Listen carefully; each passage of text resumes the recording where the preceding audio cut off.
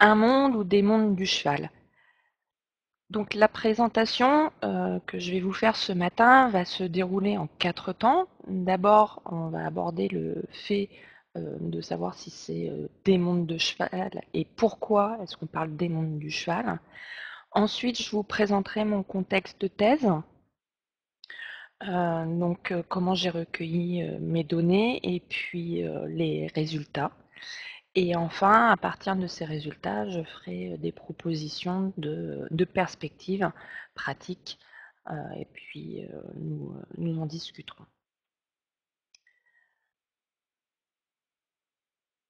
Alors, pourquoi des mondes du cheval? Déjà, je voudrais revenir sur différentes déclarations qui ont été faites. Donc, la première a été à m'avoir interpellée. Alors, la question des mondes du cheval, on en entend tous un peu parler, mais quand c'est dit en public, ça requiert un petit peu l'attention. Et donc, pendant la semaine digitale du cheval, en décembre 2020, il y avait la soirée avec le partenaire Lépron. Et donc, le rédacteur en chef, Jean-Christophe Dupuis, a déclaré: On a construit un univers complet sur nos divergences et non sur nos convergences. Et ça, je trouve ça mortifère. Bon. La même semaine, il y avait une conférence sur la fin de vie des animaux qui a été organisée par le barreau de Paris. Et maître Blanche de Grandvilliers, qui est assez connue pour ceux qui regardent Equidia ou qui écoutent RTL, a déclaré, donc concernant la filière équine, que avec des mondes qui s'ignorent largement, voire qui se méprisent, disons les choses franchement. Donc non seulement il y a des mondes du cheval, mais en plus ces mondes se mépriseraient. Donc, pourquoi? Alors, dans ma préparation de thèse, j'ai regardé un petit peu la littérature et dans là, ce sont des déclarations qui sont plus ou moins publiques, enfin qui sont publiques, mais qui n'ont pas forcément de portée plus importante que ça. En revanche, dans un rapport qui a été présenté par Jean Arthuis au Premier ministre, là, donc il y a une portée politique qui est somme toute importante et il écrit: Cette filière, très diverse et trop longtemps restée atomisée, présente une hétérogénéité difficile à appréhender par les décideurs politiques. Ces derniers, confrontés à des querelles de chapelle et d'ego, se sont impliqués avec prudence et parcimonie dans le soutien au montage de projets. Et on pourrait ajouter aussi par rapport à la défense des intérêts de la filière, et je donnerai l'exemple très vivace de la question de la TVA. Donc en fait, j'ai cherché à interroger ces dissensions. Et donc si on reprend le cours de l'histoire, on s'aperçoit que on a ce qu'on appelle des habitus distinctifs, donc des habitudes. Donc c'est Bourdieu qui explique cela, qu'il y a des habitudes de classe et des reproductions de classe qui se font tout au long de l'histoire. Donc si on regarde un petit peu nos mondes du cheval, on s'aperçoit qu'on peut classer ces mondes en 3 grands mondes, on va dire, autour de, des classes sociales, du rapport de classe. Donc un premier monde qui est issu, alors je suis très schématique, hein, ça demanderait évidemment beaucoup plus de temps pour montrer aussi un petit peu les finesses et puis la complexité. Mais globalement, on a un monde issu des courses, enfin, dont aujourd'hui la transcription est dans les courses, qui est un monde des classes de l'aristocratie, de l'ancienne noblesse, et puis de la haute bourgeoisie au XIXe siècle, qui se constitue véritablement au XIXe siècle. Ensuite, il y a le monde des sports équestres qui correspond beaucoup plus en fait aux classes moyennes et aux classes moyennes supérieures. Donc c'est un monde qui va se constituer à partir des Trente Glorieuses, au moment où le niveau de vie s'améliore et justement on a un élargissement de la classe moyenne qui va profiter aux sports équestres. Alors, je ne parlerai pas de démocratisation des sports équestres, mais plutôt de massification, parce qu'en fait, on a véritablement une assiette sociale et économique qui s'élargit plus qu'un véritable ouverture vers le troisième monde et la troisième classe qui est la classe ouvrière et la classe paysanne, et là où on va retrouver ce qu'on appelle les chevaux territoriaux. Alors, ces classes et ces habitudes distinctives se retrouvent aussi dans les races de chevaux. C'est-à-dire que au monde des courses, on a le pur sang, et je vous demanderai de bien attirer votre attention sur le mot pur et sang, hein, qui renvoie aussi aux logiques de race et à la logique aussi du sang aristocratique.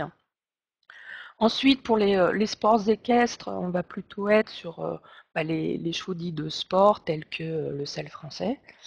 Et puis pour les chevaux territoriaux, donc les chevaux de trait. Alors, en fait, ce qu'il faut bien voir, c'est qu'aujourd'hui, ces dissensions internes créent des menaces en termes d'autonomie des professions et de légitimité des professions. Et donc, on a des menaces internes, donc issues des préjugés et des habitudes distinctifs. Dans mes entretiens, je peux voir en effet que telle catégorie sociale, enfin, de métier a des préjugés sur d'autres types de métiers. Donc ça, c'est quelque chose qui ressort assez facilement dans mes entretiens. Et puis, donc, il y a ces questions de querelles d'ego qui sont évoquées par Jean Arthuis et qui empêchent la formation de l'unité d'une profession entre points acquis, du moins pour l'instant. Et ensuite, on a des menaces externes. Donc, on a ce souci accru pour ce qu'on appelle le bien-être animal, un souci de plus en plus présent avec des demandes de la société et des injonctions de la société de plus en plus fortes et qui somment les professionnels à répondre de leurs actes.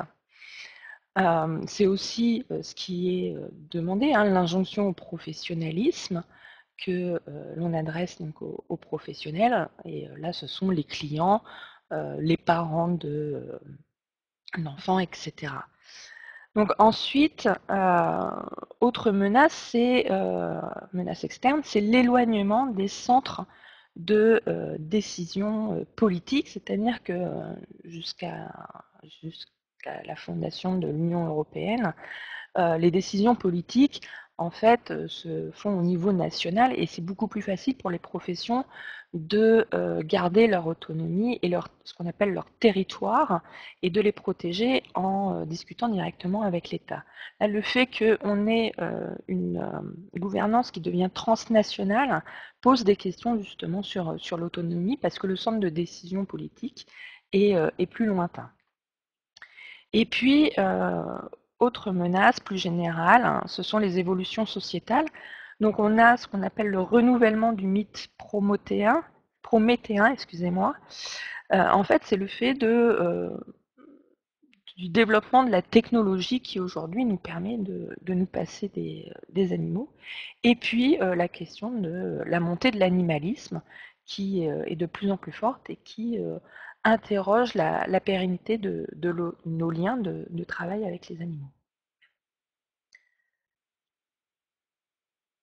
Donc j'ai mené dans le cadre de ma thèse une enquête sociologique. Donc ma thèse initialement, enfin mon questionnement relevait de ce contexte autour de la montée de l'animalisme en me demandant est-ce qu'on pourra encore vivre et travailler avec les chevaux demain. Donc j'ai formulé cette question-là en 2016 et on voit par le développement des articles, etc., que la question devient de plus en plus prégnante. Et donc, j'ai été rencontrer 108 professionnels dans tous les grands domaines professionnels, donc les courses, les sports équestres, le lien social, l'équithérapie, les spectacles, les chevaux territoriaux, etc. Pour essayer et puis aussi les métiers, je dirais, annexes, donc des métiers pour enfin au service du cheval, tels que les maréchaux ferrants, les vétérinaires, etc. Donc, il s'avère que j'ai plus d'hommes que de femmes, puisque donc, je suis allée voir des professionnels et si on regarde les chiffres de l'Observatoire économique et social du cheval, on s'aperçoit que les femmes sont extrêmement, et les jeunes sont extrêmement présents euh, dans, dans la profession anthropo-équine, mais qu'il y a un très fort turnover. Et donc, au bout de 4 ans, 5 ans, les personnes sont parties. Sinon que quand j'ai interrogé les professionnels, c'est pour ça que je me retrouve avec des personnes installées depuis longtemps, donc qui ont plus de 35 ans, et donc ce sont principalement des hommes. Ensuite, vous avez un camembert avec le type de lien. Donc, ce que j'appelle le lien direct, c'est les personnes qui travaillent directement avec leurs propres chevaux. Les liens indirects, ce sont des personnes qui travaillent avec les chevaux comme les vétérinaires, mais qui ne sont pas leurs chevaux. Et puis, les personnes que je nommerai sans lien, qui sont par exemple les institutionnels ou des métiers connexes. Voilà.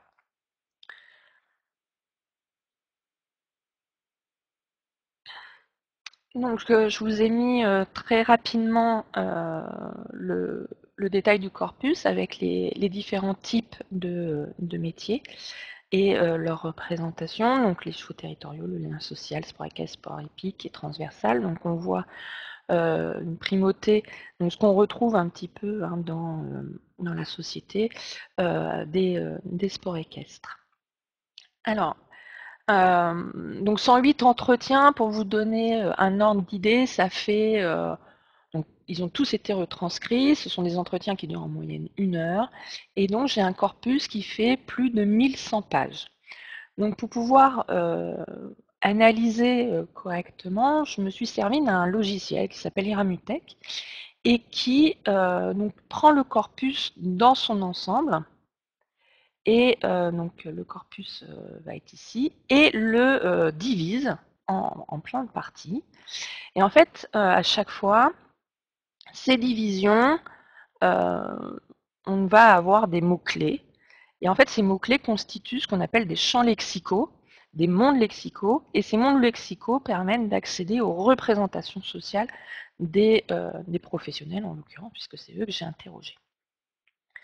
Donc, en fait, ce dendrogramme que je vous présente, c'est les différents mondes lexicaux.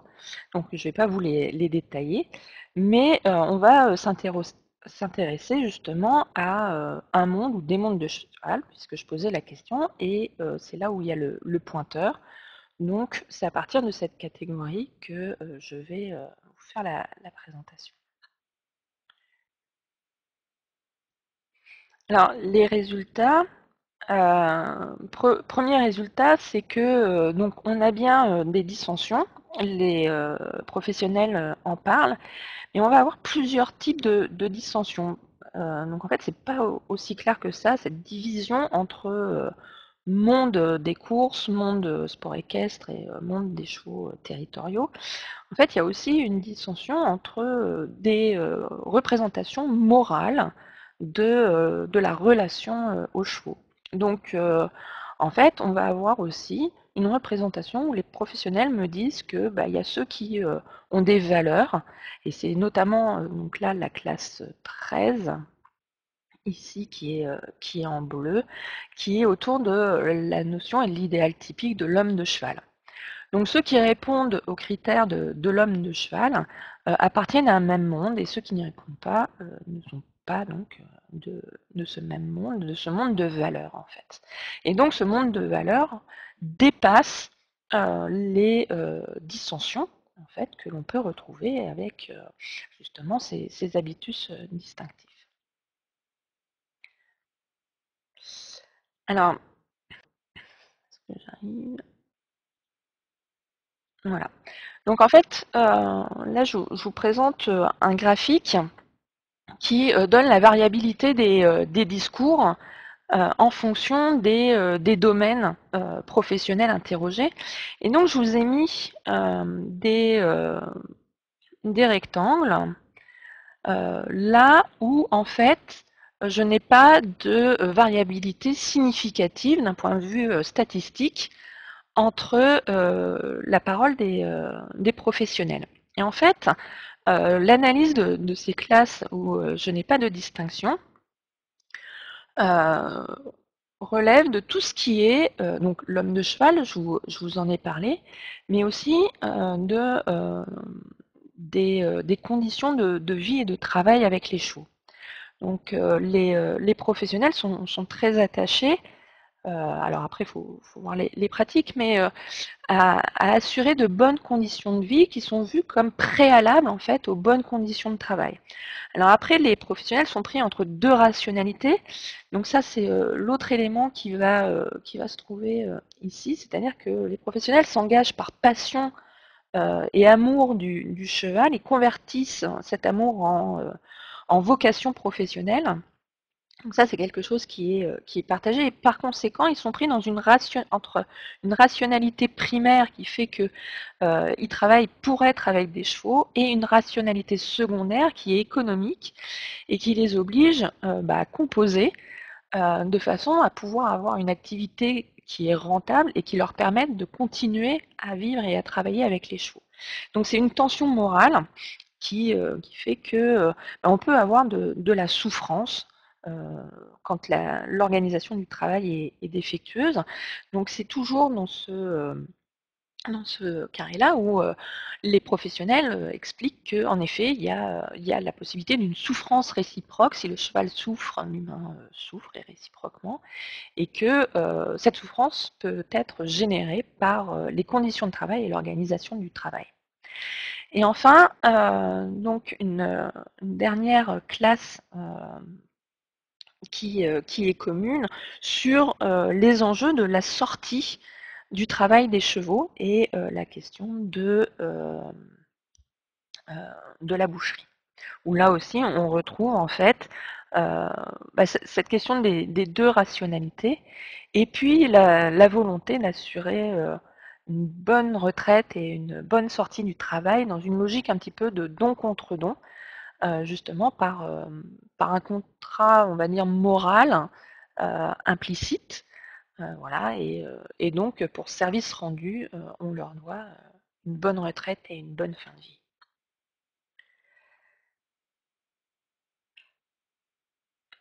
Je vais aller un peu trop vite. Donc, parmi les résultats, là, je vais monter un petit peu plus en théorie, dans la sociologie des professions. On parle de licence et de mandat, donc qui sont des concepts pour analyser l'autonomie et la légitimité des professionnels, et puis délimiter leur territoire, donc leur champ d'action. Donc la licence, c'est l'autorisation légale qui est accordée par l'État et régulée par l'État. Donc en fait, c'est l'autorisation d'exercer une profession. Et donc la licence, c'est ce qui permet de différencier le professionnel de l'amateur ou du bénévole. Et le mandat, en fait, lui, c'est la construction identitaire d'une profession. C'est-à-dire qu'elle va mettre en cohérence les normes et les valeurs pour construire une mission et un rôle de cette communauté professionnelle dans la société. Donc en fait, c'est une sorte de légitimation de sa place dans la société. Donc c'est un discours qui est normatif et performatif, normatif à cause de justement ces valeurs, et performatif dans le but de faire reconnaître l'expertise professionnelle et donc la légitimité de ce groupe et sa capacité à répondre à l'intérêt général d'une société. Et donc, à partir de l'ensemble de mes recherches, j'ai pu valider l'hypothèse.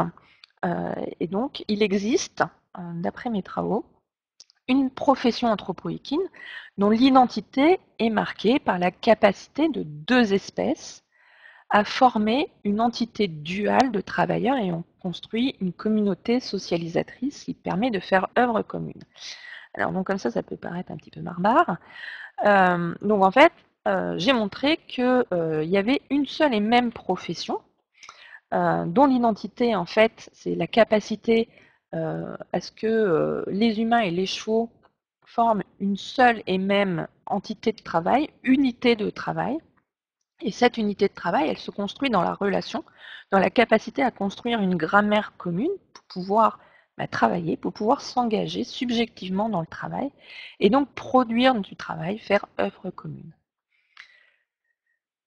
Donc par contre, tout cela reste soumis, encore une fois, aux conditions et à l'organisation du travail. Si ces conditions sont défectueuses, dans ce cas-là, donc les humains et les chevaux souffrent. Et s'il y a souffrance, en effet, on peut se poser la question de la pérennité des liens.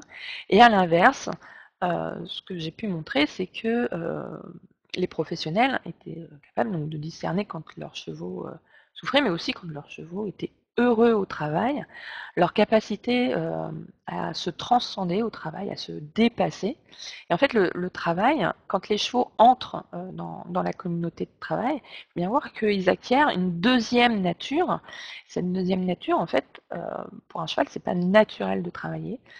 Donc ils ont leur monde de cheval et puis ils entrent dans la communauté humaine et donc ils acquièrent une seconde nature qui leur permet d'être au contact des humains et de pouvoir travailler.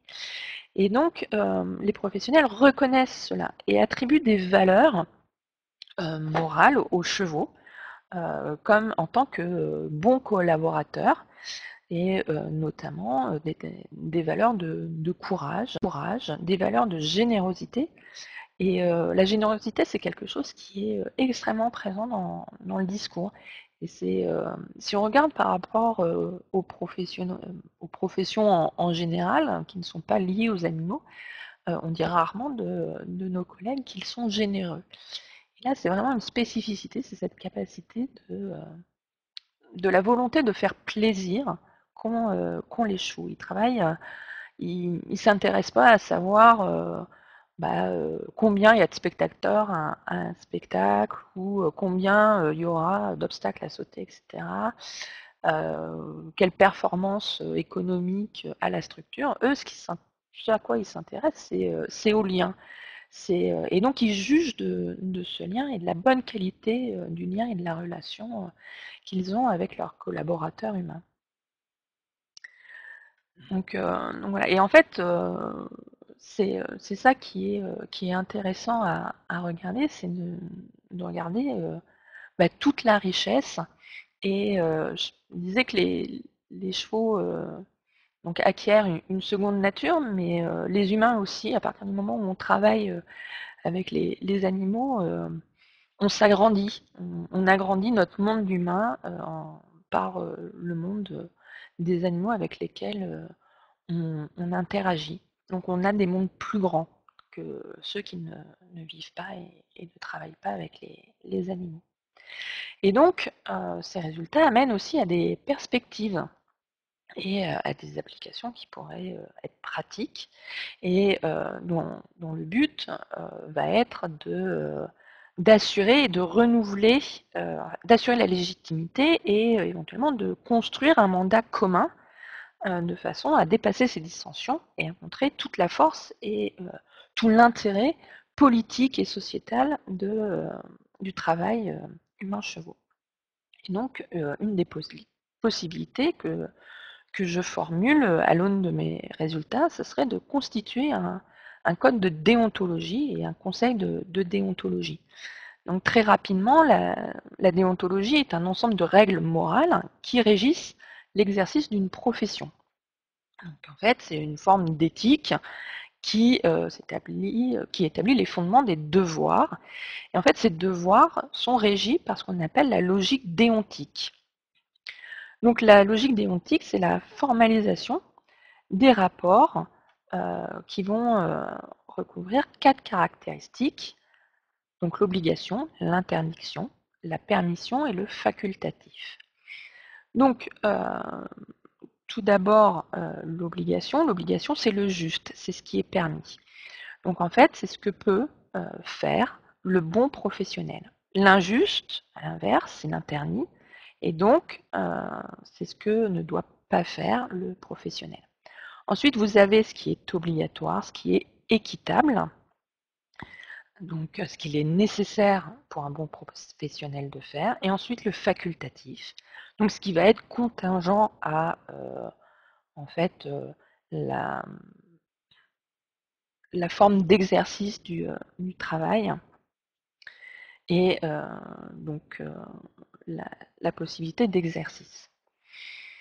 Donc ça serait quelque chose qui permettrait de renouveler, enfin pas de renouveler, mais de créer quelque chose qui transcende en fait les dissensions, les querelles intestines, mais qui doit se faire au-delà des égos des personnes.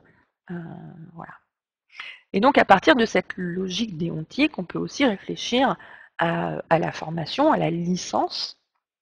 Et une autre proposition que je formule, ce serait de, de former de manière transversale toute personne qui souhaite entrer dans un métier anthropoéquin. Alors, il y a déjà des formations en maison familiale et rurale ou en lycée agricole, mais beaucoup de personnes qui ont suivi ces parcours-là ne deviennent pas forcément des professionnels, et à l'inverse, vous avez des professionnels, enfin, de futurs professionnels qui n'ont absolument pas suivi de formation. Et donc, on pourrait envisager, sur le même modèle que les professions médicales, un tronc commun autour justement des conditions de vie, de travail, autour des valeurs, enfin voilà, tout un ensemble de savoirs formels et de savoirs abstraits voilà, les impératifs biologiques du cheval et ainsi de suite. Et puis, obliger les personnes dans ce cursus à aller faire des stages dans les autres secteurs de façon à pouvoir savoir et connaître ce qui se fait. Et en connaissant ce qui se passe ailleurs, on est beaucoup plus tolérant et on fait tomber les préjugés. Et puis après, vraiment aller sur son cœur de métier et sur sa spécialisation.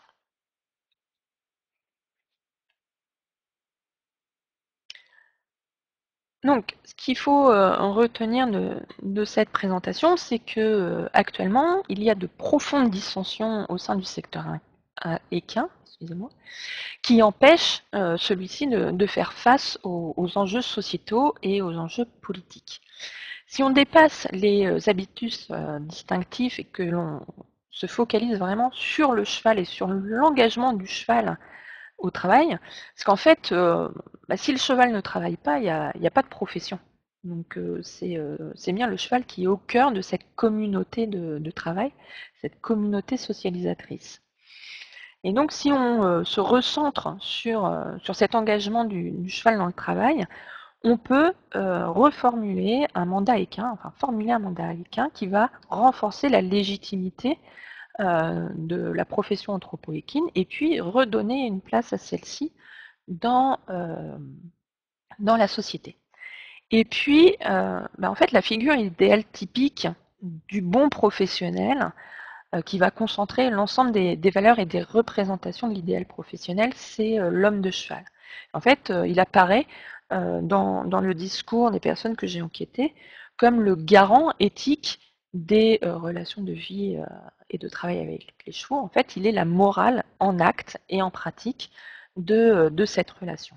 Et donc, cet idéal typique répond en partie, enfin peut répondre en partie du moins, euh, aux, euh, aux questions que peut se poser la société.